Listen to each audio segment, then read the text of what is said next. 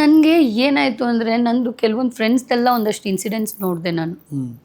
ಆಮೇಲೆ ಈಗ ನೋಡ್ತಾನೆ ಇರ್ತೀವಲ್ಲ ಅಣ್ಣ, what is happening in society ಅಂದ್ಬಿಟ್ಟು. ಇದೆಲ್ಲ ನೋಡಿ ನನಗೆ ಏನಾಯಿತು, ಏನು ಮದುವೆ ನಿಜವಾಗ್ಲೂ ನೆಸೆಸಿಟಿ ಇದೆಯಾ, ಅವಶ್ಯಕತೆ ಇದೆಯಾ? ಒಬ್ಬ ಗಂಡಸಿದ್ರೇನೆ ಜೀವನ ಹಂಗಿತ್ತು ಅಂದರೆ ನನ್ನ ತಮ್ಮ ಇದ್ದಾನೆ, ನನಗೆ ಸಾಕು. ಗಂಡಸಿದ್ರೇನೆ ಜೀವನ ಅನ್ನೋದಾಯ್ತು ಅಂದರೆ ನನ್ನ ತಮ್ಮ ಇದ್ದಾನೆ ಸಾಕು ನನಗೆ. ಅಪ್ಪ ಅಮ್ಮನ ಪ್ರೀತಿ ಇಬ್ರು ಎರಡು ಪ್ರೀತಿನೂ ಅವನೇ ಕೊಡ್ತಿರುವಾಗ ನನಗೆ ಬೇರೆ ಯಾವ್ದು ಬೇಕು? ಅವನಿಗೆ ಮದುವೆ ಆದರೆ ಅಣ್ಣ ಆ ಪಾಯಿಂಟಿಗೆ ಬರ್ತೀನಿ. ಅವನು ಮದುವೆ ಮಾಡ್ಕೊಳ್ಳಲ್ಲ ಅಂತಲೇ ಹೇಳ್ತಿದ್ದ, ಬಿಕಾಸ್ ನಾನು ಹೀಗಿರೋದು ನೋಡ್ಬಿಟ್ಟು. ಈಗ ಬೇರೆಯವ್ರು ಕೇಳ್ತಾರೆ, ನಿಮ್ಮ ಅಕ್ಕ ನಿಮ್ಮ ಜೊತೆನೇ ಇರ್ತಾರಾ? ಆಬ್ವಿಯಸ್ಲಿ ಕೇಳಿ. ಇವನ್ ಕಂಡೀಷನ್ ಏನು ಅಂದರೆ, ನೀನು ನನ್ನ ಜೊತೆ ಇರೋಂಗಿದ್ರೆ ಮಾತ್ರ ನಾನು ಮದುವೆ ಆಗ್ತೀನಿ. ಹಂಗಾದು ಓಕೆ. ಸೊ ಅಕ್ಕ ಇದ್ದೇ ಇರ್ತಾಳೆ ನನ್ನ ಜೊತೆ, ಇರಬೇಕು.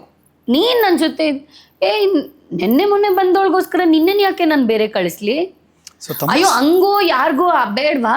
ನಾನು ನೀನು ಒಂದು ಮಗುನ ಅಡಾಪ್ಟ್ ಮಾಡ್ಕೊಳ್ಳೋಣ, ನಾನು ನೀನು ನೋಡ್ಕೊಳ್ಳೋಣ, ಯಾಕೆ ತಲೆ ಕೆಡ್ಸ್ಕೊತೀಯ? He says this to me.